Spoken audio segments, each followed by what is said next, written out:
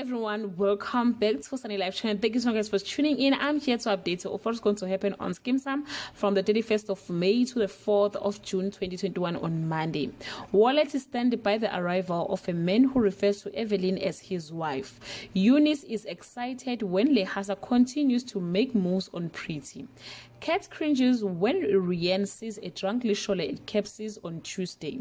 Kwaito is left to fend for himself when Leto stops putting up with him. Leshole turns down a tempting job offer. Evelyn is devastated when Wallet reaches a heartbreaking decision about their relationship on Wednesday. Things saw in the bedroom for a certain businessman and a student. John confronts a novice clairvoyant and is blown away by what he learns. Kwaito's spending spree lands him in muddy waters with a raging publisher on Thursday. Charity gets a threatening message from an unknown number. Leshole feels pressure to accept a job that he dreads.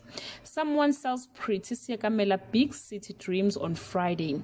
Everything that could possibly go wrong goes wrong with Leshole and Pete's mission.